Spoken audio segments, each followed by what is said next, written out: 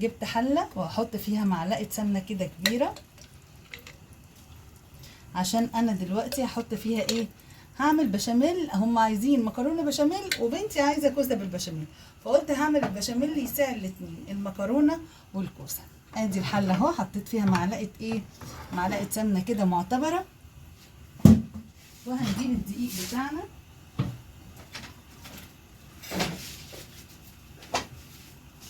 بمجرد ما السمنه تسيح، شمين ريحتها جميله جدا، هحط فيها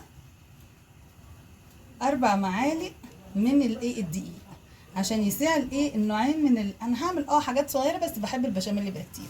ادي 1، ادي 2، ادي 3، ادي 4. ده حضراتكم ايه 4 زي معالق بالظبط الطعام. حطيت 4 معالق من الطعام للايه للدقيق، وبمجرد ما ايه ما هشم ريحه سوى الدقيق كده معايا، هنبدا نعمل الايه، هننزل عليه بالايه باللبن. شايفين زي ما حضراتكم كده شايفين، واضح ان هي عايزه حته سمنه زياده، فهزود لها حته سمنه زياده.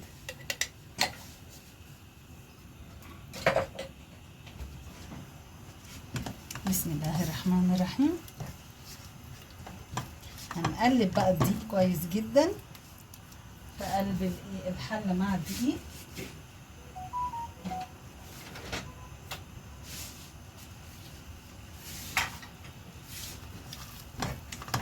واول ما هنشم ان هو استوى، هننزل على طول عليه بالايه باللبن. طبعا حضراتكم زي ما انتم شايفين كده ابتدى الدقيق ايه يستوي اهو، ريحته ابتدت تطلع عليا اهو. هنزل عليه على طول بايه بلتر من اللبن. بسم الله الرحمن الرحيم.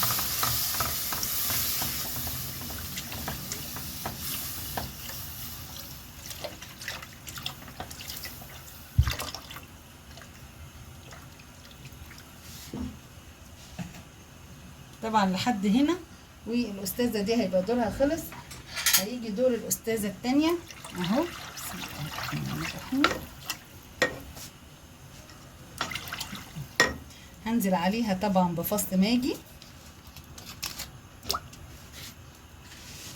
هنزل عليها ببشرة جوز الطيب، ودي اهم حاجة في القصة كلها، بشرة جوز الطيب هي اللي بتعمل الطعم الجميل للايه للبشاميل.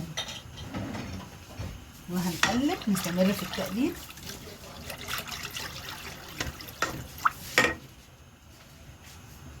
طبعا احنا فضينا اللتر كله بتاع اللبن.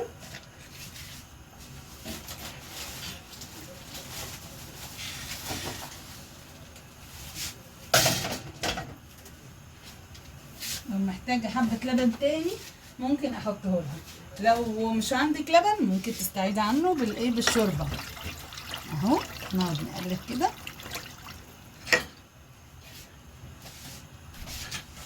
وعملت الايه وهنزل عليها بشويه فلفل اسود،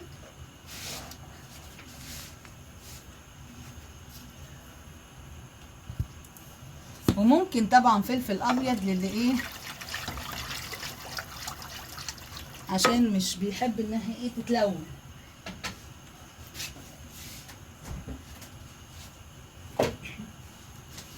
وهستمر في التقليب لحد ما ايه لحد ما تتقل شويه. طبعا احنا دلوقتي جاهز عندنا ايه المكرونه اتسلقت،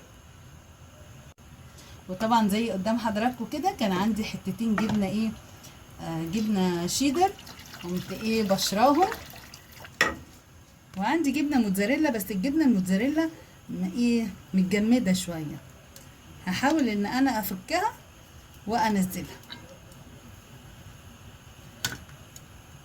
كل ما هتتفك حته هنزلها قدام حضراتكم. وده طبعا مع التقليب المستمر علشان ايه متديش فرصه لتكتلات.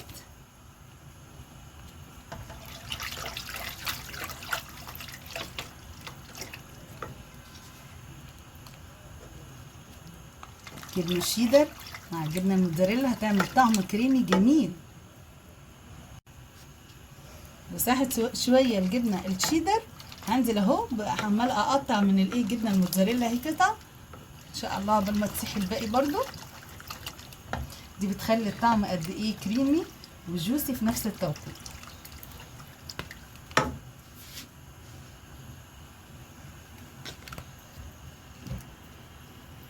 بمجرد ما هتسخن او الدقيق يتماسك مع الجبنه ونشوف الايه الصوص بتاعها. زي ما حضراتكم شايفين القوام اهو تقل اهو.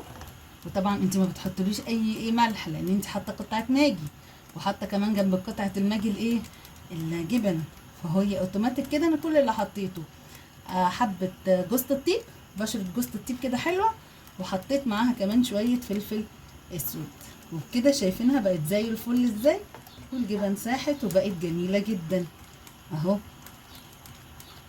قوام رائع. لو حسيت انها تقلت شويه هحط لها كوبايه شوربه او كوبايتين حسب ما هتستحمل. وادي المكرونه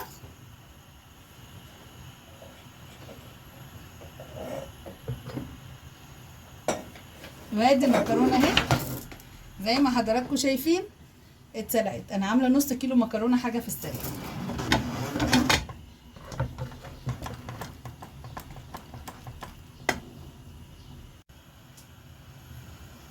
وزي ما حضراتكم كده شايفين انا جبت ايه طاسه.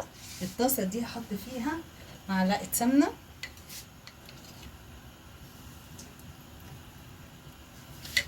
هو انا دورت عندي في الفريزر عشان خاطر اجيب اللي هو العصاج، لقيت شويه عصاج صغننين، فهو مش هيكفي المكرونه ومش هيكفي الكوسه بالبشاميل، فهسكت. لا طبعا اتصرفت، جبت عندي حتتين بانيه صغيرين كده وخرطتهم. الاول هسيح اهو زي ما حضراتكم شايفين السمنه في قلب الايه الطاسه بتاعتي، وبعد ما ساحت كويس جدا هحط فيها الايه هحط فيها بس لما تسيح كويس جدا عشان خاطر ايه تاخد صدمه ما تطلعليش الميه بتاعتها. هحط فيها الايه حتتين البانيه، هما مش كتير لكن انا مش هسيبهم كده. بعدت جبت ايه بقى، بعدت جبت طبق مشروم هعمله بالبانيه والمشروم، هيحس ان هو طعمه ريتش شويه. بصوا برغم ان هنا ايه يعني ما لقيتش غير قطعتين بانيه، فقلت هساعدهم بايه بطبق من المشروم. ادي اهو ياخدوا الصدمه بتاعتنا، وهنزل عليهم بالتتبيله بتاعها بقى. ادي الفلفل وادي الملح. انا طبعا عشان البانيه بيبقى منقوع فانا مش هكتر عليه التتبيله، لان انا اوريدي نقعت ايه في ملح وفلفل وبصل وكده، يعني انا دول خدتهم من العلبه وحاولت ان انا اطلع منهم البصل والايه والطماطم اللي هي منقوعه فيه، واحمرهم كويس جدا زي ما حضراتكم شايفين كده. زي ما حضراتكم شايفين كده اهو اتشوحوا كويس قوي. هنزل عليهم بايه بطبق المشروم اللي انا جبته وايه وغسلته وقطعته. انا ما بحبش اقطع المشروم كتير، شايفين اهو نزلت عليه بالمشروم، وهنزل عليه بشويه فلفل الوان، يعني هي بس نص فلفله حمراء وايه وشريحتين من الفلفله الابيض، وهنزل عليه بالفلفل بتاعه، وهنزل لها كمان بمعلقه من الثوم الثوم بتاعي اللي انا مخزناه.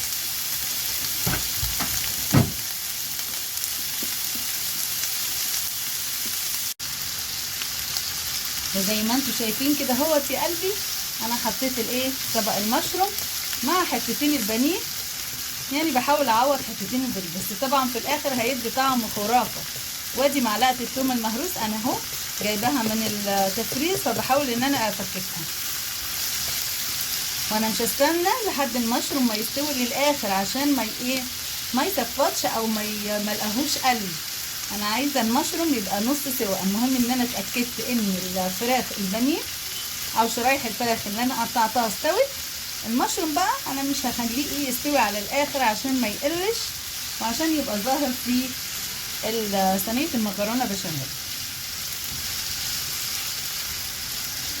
هي بس التومه كده تتشوح وتطلع ريحتها هدفع على طول يا امارات.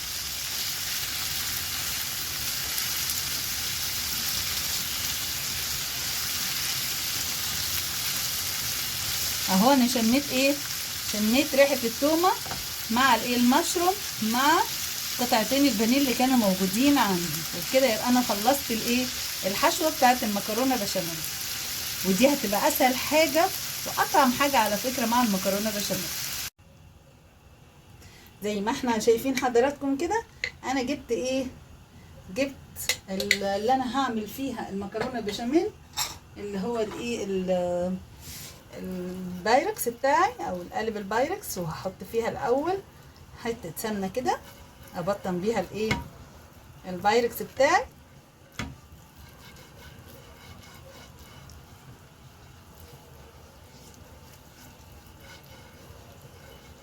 يلا هنطبق الكلام الجميل اللذيذ ده مع بعضه.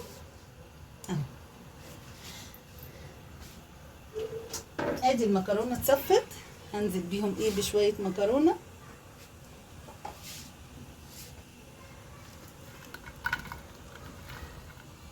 يعني هحط النص في الاول كده،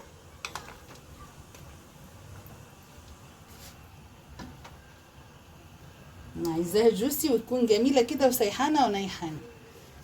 هنزل فيها بقى بايه امارات، ادي اللي احنا عملناه الحشوه بتاعتها. مش هقول لكم بقى، طبعا انتوا عارفين طعم الايه المشروم.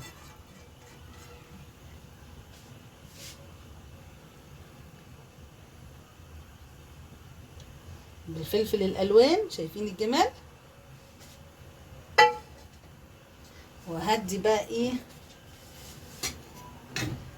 الاول كده، هدي شويه ايه شويه من الجمال اللي احنا ايه عملناه، اللي هي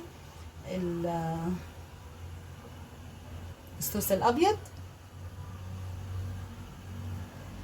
بالجبن. مش هقول لكم على طعمها وريحتها بقى تبقى عامله ازاي.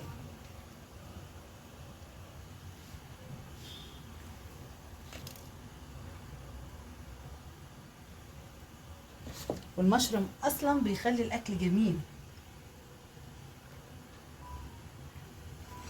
يلا نجيب بقيه المكرونه بتاعتنا وهنرشها على الوش. انا بيني وبين حضراتكم بحب جدا ان تبقى غرقانه من الصوص الابيض ده اهم حاجه، وهمشي عليها بالصوص الايه الابيض بتاعنا او البشاميل اللي احنا حاطين فيه الجبن. وانا طبعا زي ما قلت لحضراتكم انا حطيت لها كوبايتين من الايه الشوربه، شوربه فراخ شوربه لحمه، علشان خاطر حسيت ان هي تخينه كده شويه.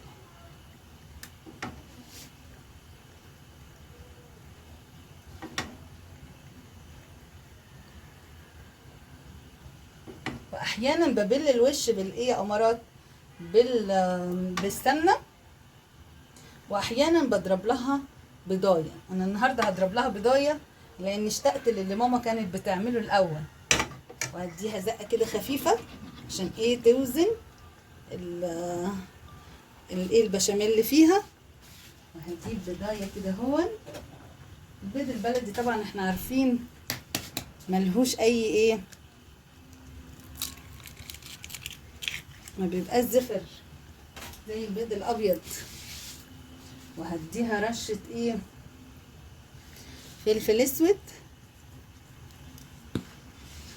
وهنقلب الجمال ده.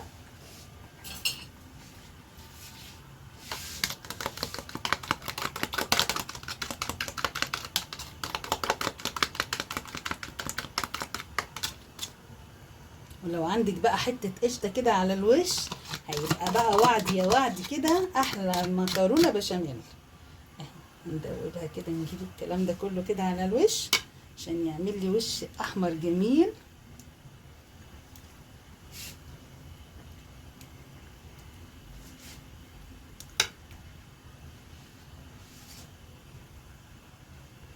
احلى صينيه مكرونه، جربوها بجد مش هتتضايقوا. وهقطع ايه بشر موتزاريلا كده على الوش.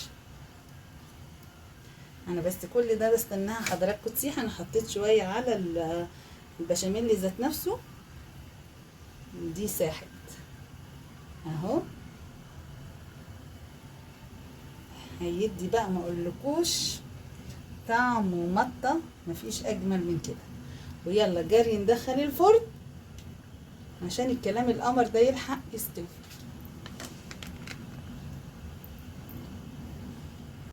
ويلا في السريع قوام نستعد للمكرونه بشاميل. ادي اهو زي ما قلت لحضراتكم، انا ما عنديش في الفريزر غير شويه لحمه مفرومه صغيره او شويه عصاق صغير، يا دوب هيقضي الكوسه بالبشاميل.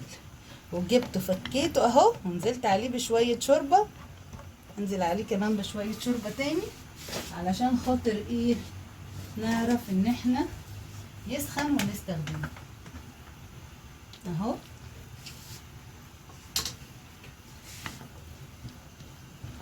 يلا يا قمر اسخن عشان الحق احطك في الفرن ويلحقوا الفطار. كل ده مش هقول لكم بقى، فاقل من نص ساعه. لازم ايدينا تبقى خفيفه عشان نلحق وقتنا اهو. بص انا نقلت اللحمه المفرومه او العصار اهو، الحمد لله سخن. وهجيب الوك او الطاسه اللي انا كنت لسه مستخدماها دلوقتي مع قطعتين البانيه والمشروم اهو، ولا على نفس في نفس المكان. هحط قطعه من الزبده او قطعه من السمنه البلدي. وانا جبت طبعا انا كل ده بلبي رغباتهم لانهم فجاه كده بيقولوا ماما احنا نفسنا ناكل كذا. وعملت كده حوالي نص كيلو من الكوسه، هنزلهم هنا هشوحهم تشويحه كده في السريع.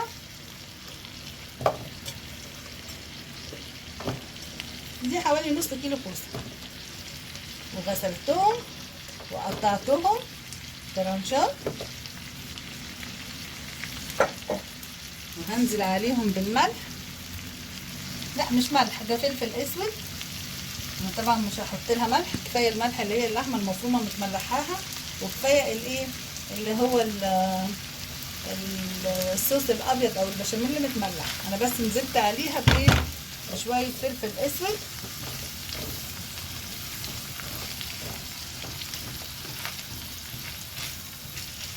هزود على العصاق شويه فلفل اسود اهو كده. هو سخن. الاستاذه دي بس احس ان هي كده دبلت سيكه كده من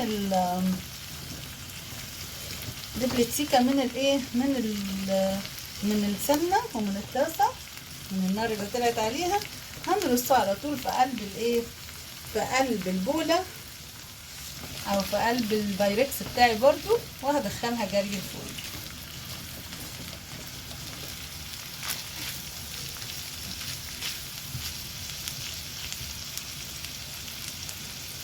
احط حاجه بسيطه سكر للكوسه عشان تسكرها.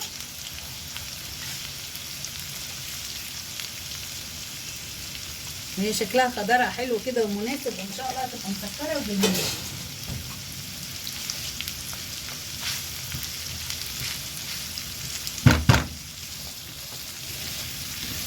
يلا يتكرملوا كده في قلب بعضهم.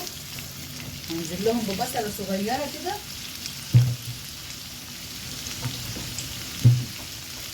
البصله دي انا هقطعها جوليان عشان نحس بطعم البصل فيها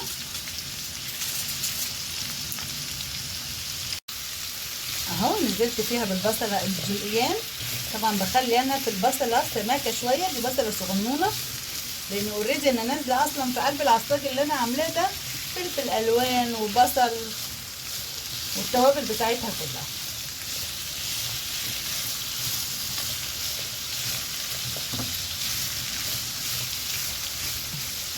وهديها رشه من بودره الماجي تنكهها اكتر وتخليها جميله، رشه بسيطه.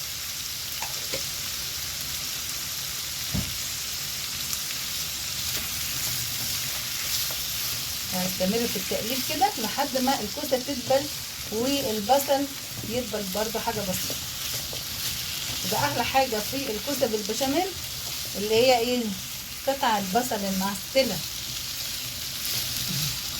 وانا حطيت لها قدام حضراتكم كده زي ربع معلقه سكر واقل كمان، يعني رشه بسيطه علشان تسكرها اكتر.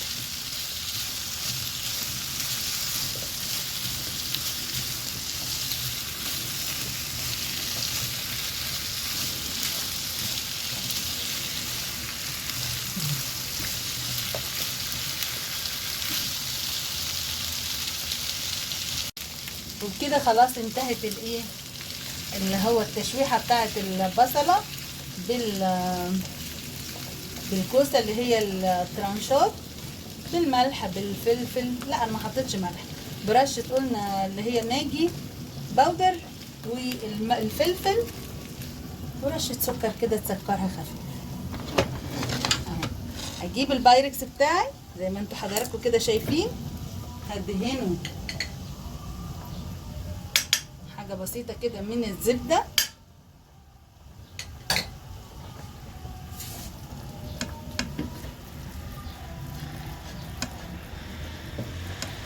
وهنزل بايه بقى، هنزل بتحت كده كبشه من البشاميل،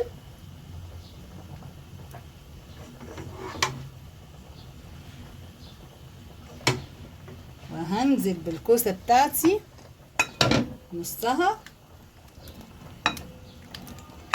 زي ما حضراتكم شايفين كده،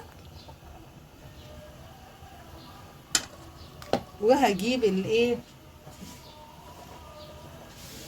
اللحمه المفرومه بتاعتنا وهنزل بيها على الايه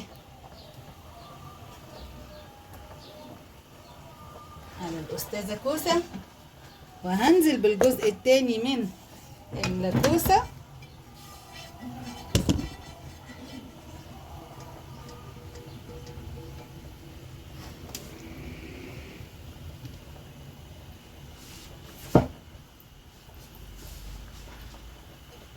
وهنزل بقى عليهم بشويه البشاميل.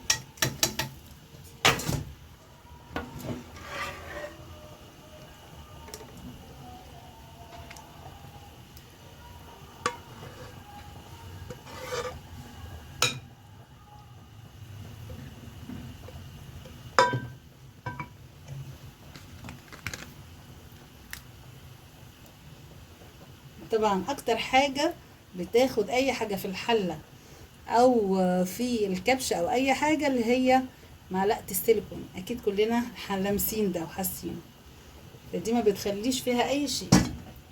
وهاخد طبعا كل شيء موجود عندي في قلب الحله.